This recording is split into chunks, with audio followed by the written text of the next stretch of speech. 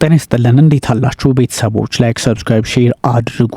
አሁንም እንግዲህ ኮሜንት አድርጉ። ኮሜንታችሁን መልስ እሰጣለሁ። በነገራችን ላይ አሁን ግብጽ የኤርትራን ሉዓላዊነትና የግዛት አንድነት እንደምትደግፍ በግልጽ አስቀምጣለች። ይህ ምንድነው የሚለው በጣም ሰዎችን እያነጋገረ ነው።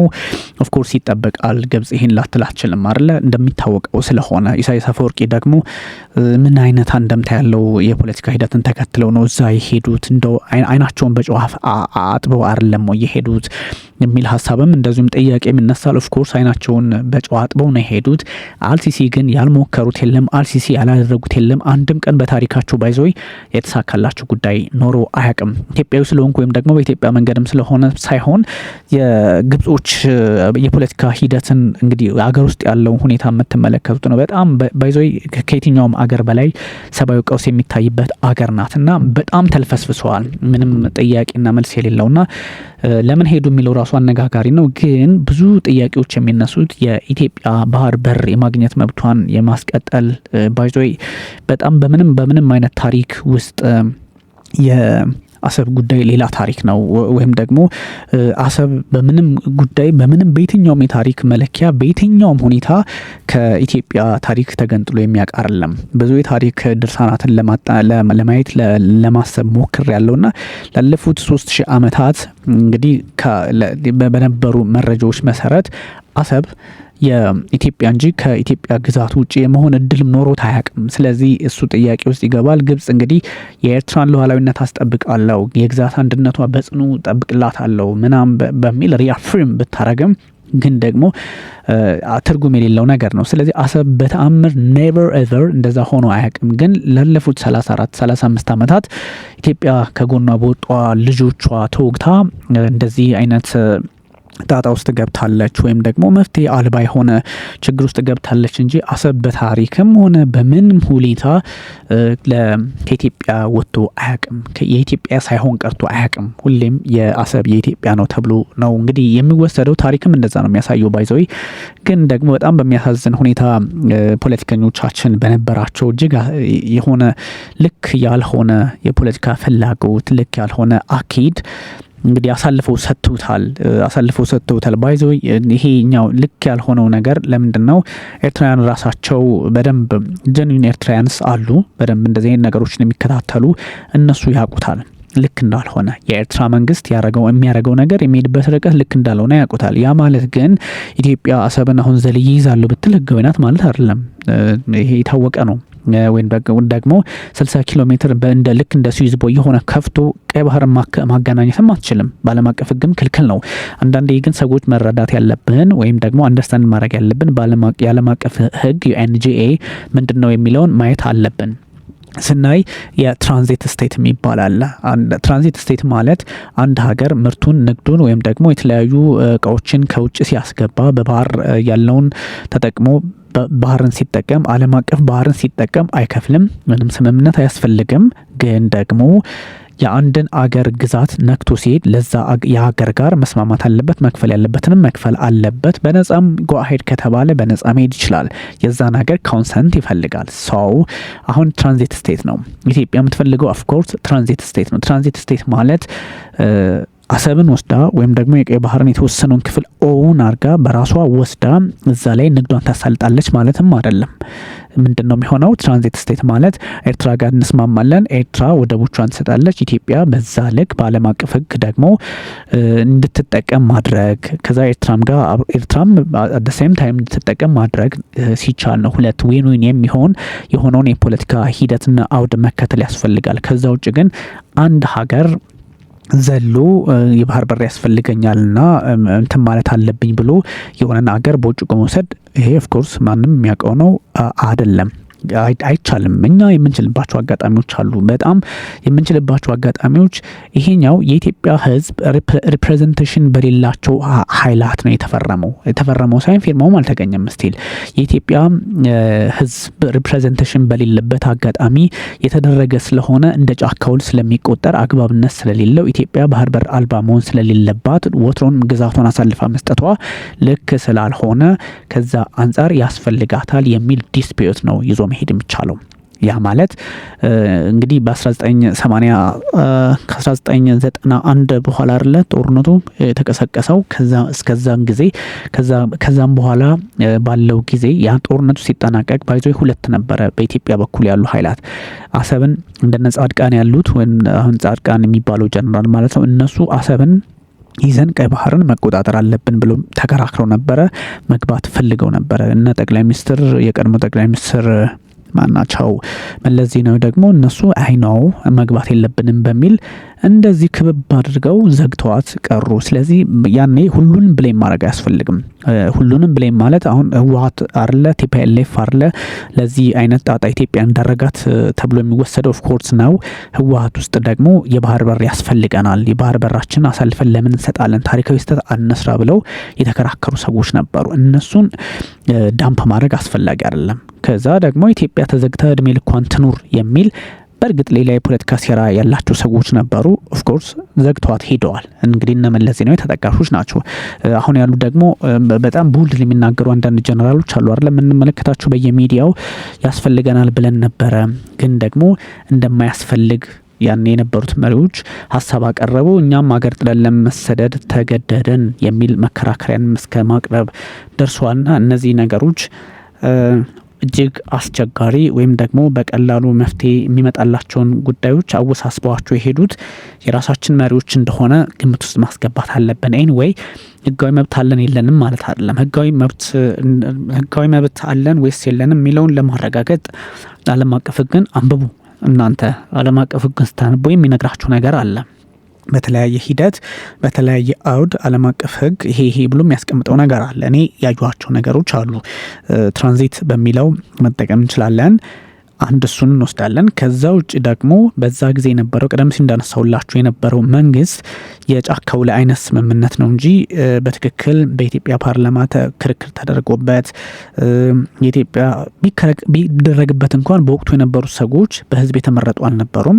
ጀስት ደርግን ጥለው የመጡ ናቸው። ሰው የህዝብ ውክልና የለውም። የኢትዮጵያ ህዝብ ውክልና በሌለው ጉዳይ በፓርላማ ባልወከለው ጉዳይ ላይ የተወሰነ ውሳኔ የመቀበል ግዴታ ስለሌለበት እሱን ይከተላል። አንጡራ ሀብቴ ነው ኢትዮጵያ አሰብ የምትለው ወደቡን እንጂ የሰው ምድር መውሰድ ፈልጋ አይደለም። ስለዚህ ታሪካዊ ጉዳዮችን ማንበብ ከዛ አንፃር ማየት ያስፈልጋል። ኤኒዌይ እንደዚህ አይነት ሂደቶች አንድ ጊዜ የመንግስታቱ ድርጅት ወይም ደግሞ ይሄ የአይኤምኤፍ ኢንተርናሽናል ሞኔታሪ ፈንድ ያወጣው መረጃ ነበረ።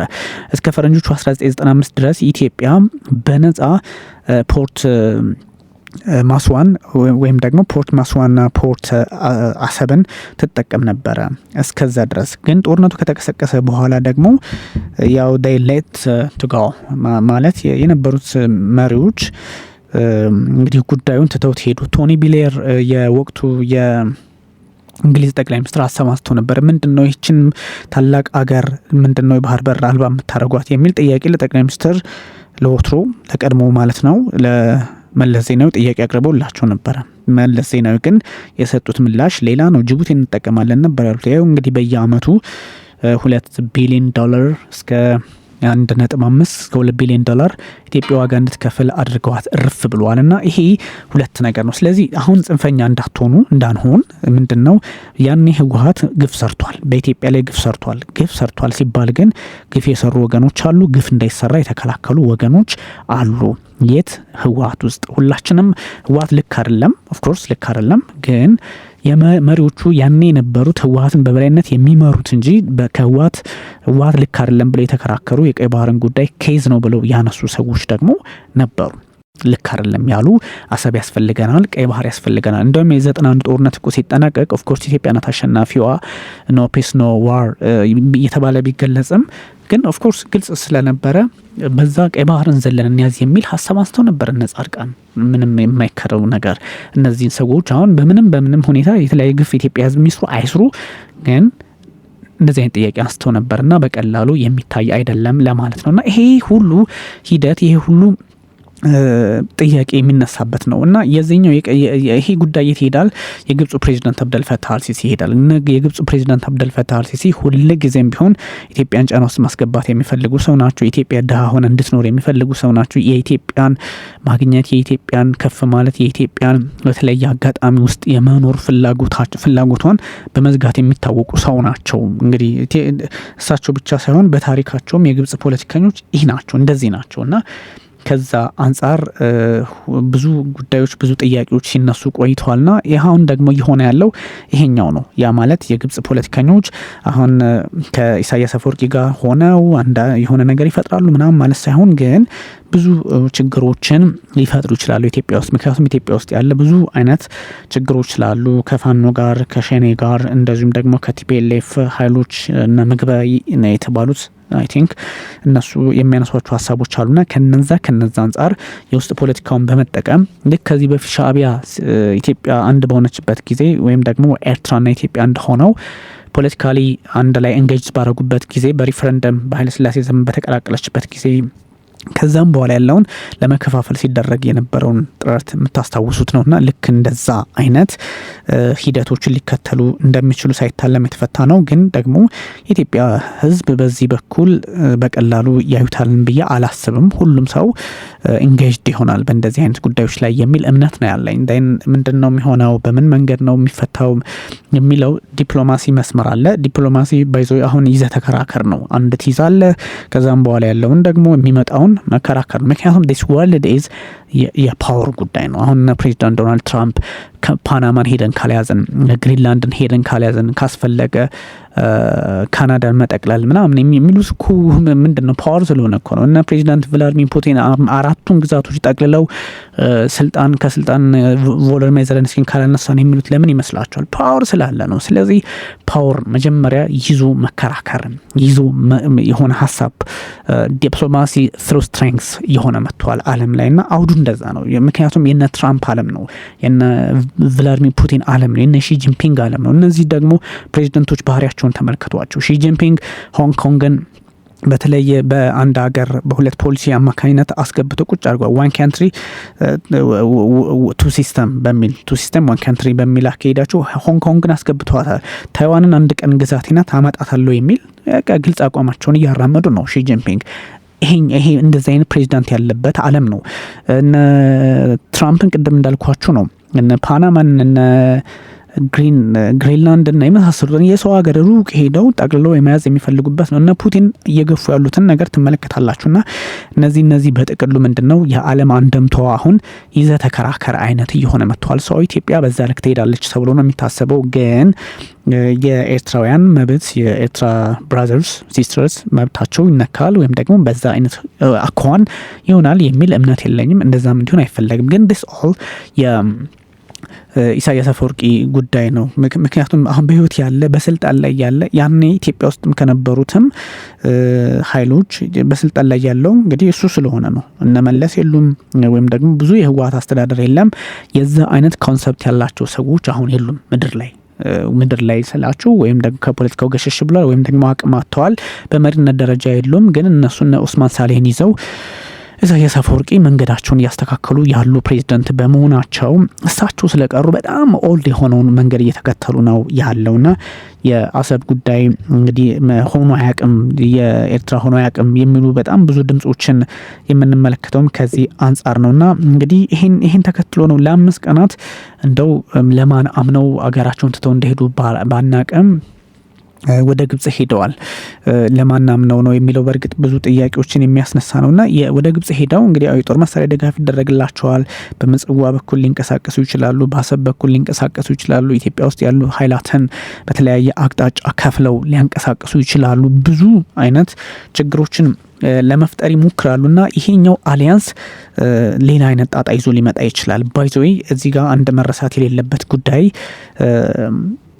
ኢሳያስ አፈወርቂ ጠቅላይ ሚኒስትር ቤንያሚን ኔታንያሁን ይፈሯቸዋል። እስራኤል እንግዲህ ለኤርትራ ፖለቲከኞች ያላት አመለካከት አደገኛ ነው። ኤርትራ ለሁቲዎች ለየመን ሁቲዎች ትጥቅ ታስታጥቃለች ወይም ደግሞ የጦር መሳሪያ ትሰጣለች ብላ ስለምታስብ እስራኤል ጥቃት ልትሰነዝርባቸው እንደምትችል ሳይታለም የተፈታ ነው። እስራኤል ጥቃት ሰነዘረች ማለት ደግሞ እስራኤል ጥቃት ሰነዝር በቀላሉ ከኢትዮጵያ ቴሪቶሪ ከኢትዮጵያ ግዛት ሆናል ጥቃት ልትሰነዝር ትችላለች እና ኢትዮጵያና እስራኤል አሁን አንድ ላይ የሚሰሩ አገራት ናቸው። በቃ የሚደበቅ የሚሸፋፈን ሳይሆን ኢትዮጵያና እስራኤል ወዳጆች ሆነዋል። በግልጽ የሚነገርም የማይነገርም ቢሆንም ምክንያቱም ኢሳያስ አፈወርቂ የተለያዩ ጦር መሳሪያዎችን ድጋፍ የሚያደርጉት ኢሳያስ አፈወርቂ የተለያዩ ታጣቂዎችን የሚያስታጥቁት እሳቸው በመሆናቸው ያ ማለት በዚህ በመካከለኛው ምስራቅ ያሉትን ማለት ነው። እንደዚህ የሆነ ስለመጣ የእስራኤል ፖለቲከኞች በተለይም ደግሞ ቤንያሚን ኔታንያሁ ጥርስ ነክሰውባቸዋል። ኔታንያሁ ኢሳያስ ላይ ጥርስ ነክሰዋል። ኔታንያሁ በኢሳያስ ላይ ጥርስ ነክሰዋል። ሰው ምንድነው ኔክስት የሚሆነው? ይመታሉ። ሰው ሲመቱ ደግሞ ምንድነው የሚሆነው? በምንም ይሁን ደግሞ የኢትዮጵያን ግዛት ልትጠቀም ትችላለች እስራኤልና ይሄኛው ስላሰጋቸው እንዲያውም ለፍልስጤም የሀገርነት እውቅና ሲሰጥ እሳቸው ላሽ ብሎ ሶሪ ፎር ዲስ ወርድ እሳቸው ወይም ደግሞ ያው ኤርትራ ድምጽ አልሰጠችም። ካሜሩንና ኤርትራ ናቸው ባይዞይ ከአፍሪካ ሀገራት በዚህ ልክ ድምጽ ያልሰጡት ለፍልስጤም የሀገርነት እውቅና። ያ ማለት ለፍልስጤሞች የሀገርነት እውቅና የሰጡት እስራኤልን ወደው አይደለም። እንትና ማናቸው ኢሳያስ አፈወርቂ ፈርተው ነው። ምክንያቱም ቅርብ ነው። ከሆዴዳ ወደብ ተነስታ እስራኤል ጥቃት መሰንዘር ትችላለች በጣም ምክንያቱም የአየር ክልሏ ያን ያህል ፕሮቴክትድ አይደለም የምታውቁት የኤርትራ ቢካውዝ አብዛኛው ጦር እንደምታውቁት የተፈረከረከ አይነት እየሆነ መጥቷል። ዘመናዊ ጦር መሳሪያ የታጠቀ ስላልሆነ ከዚህ አንጻር ብዙ ጥያቄዎች የሚነሱበት አካባቢ እየሆነ መጥቷልና በእርግጥ አንዳንድ ነገሮችን በቀላሉ ማየት አይቻልም። አንደኛው ቀይ ባህር ጉዳይ በጣም የአረብ ጉዳዮች እየሆነ መጥቷል። እንደነ ካታር ያሉት እንደነ አረብ ኤምሬቶች ያሉትን ስትመለከቱ አሁን ደግሞ ኢንጌጅ ማድረግ ጀምረዋል። እና አረብ ኤምሬቶች ደግሞ ከኢትዮጵያ ጋር ወዳጅ ሆነው የሚሰሩ ናቸው። እና ካታር ከኢትዮጵያ ጋር ወዳጅ ሆነው እየሰሩ ያሉ ሀገራት ናቸው። ሳውዲ አረቢያ ሚዲያዎቻቸውን ብትመለከቱ ፕሮ ኢትዮጵያ እየሆኑ መጥተዋል። ምንም እንኳን ሳውዲ ሞር ኤርትራው መንግስት ጋር አብራ ትሰራለች የሚሉ መረጃዎች እየወጡ ቢሆንም ግን እንደዚህ አይነት ነገሮች ጫናዎችን ለመመከት ወይም ደግሞ አንደምታውን ሌላ አቅጣጫ ለማሰጠት የሚጠቀሙበትን አጋጣሚ እንደዚሁ በሌላ መልክ ለማየት እድል ይፈጥራልና ብዙ ሰዎች የሚያነሷቸው ሀሳቦች እየሆኑ መጥተዋልና እንደዚህ አይነት ጉዳዮችን በምን መንገድ ነው ኢሳያስ አፈወርቂ ግብጽ ስለገቡ ምን ያመጣሉ ምናምን የሚሉ ጥያቄዎች ይነሳሉ። ግን ኢሳያስ ግብጽ ስለገቡ ምንም አያመጡም ኦፍኮርስ ይታወቃል። ምክንያቱም አብደልፈታህ አልሲሲ ምንም አይነት የፖለቲካ ድል ገጥሟቸው የማያውቅ ሱዳን ውስጥ ገብተው ይሄው ህዝብ ያስጨርሳሉ። እሳቸው የሚደግፉት አልቡርሃን በመሸሽ ላይ ነው፣ በመፈርጠጥ ላይ ይገኛል። የምታውቁት ነው። ከሊፋ ሀፍታርን ሊቢያ ላይ ደገፉ። ምንም የፈጠሩት ነገር የለም። ከሊፋ ሀፍታር አሁን ይኑር አይሙት እንደዋል በህይወት በእርግጥ ግን ፖለቲካሊ የለም ዲስኤንጋጅ ሆነዋል። የምታውቁት ነው። በቀይ ባህር ሁቲዎችን መመከት አቅቷቸው በተለያየ ሂደት ሲፍረከረኩ እየታዩ ናቸውና እንደዚህ አይነት ሂደቶችን እጅግ አስቸጋሪ ያደርገዋልና የዓለም ፖለቲካ በጣም አውዱ እንደዚህ እየተናወጠ ባለበት ሰዓት እና አብደልፈታህ አልሲሲ የሚሄዱባቸው ርቀቶች ሌላ አይነት መልክ ሊያሰጣችሁ ይችላል የሚለውን ሀሳብ ለማንሳት ነው። እናንተም እንግዲህ የተለያዩ ሀሳቦችን እንደዚሁ ማንሳት ትችላላችሁ። ቴንክ ዩ ቨሪ ማች አብራችሁኝ ስለነበራችሁ ቢኒያም ካሴ ነበርኩኝ። ቻው።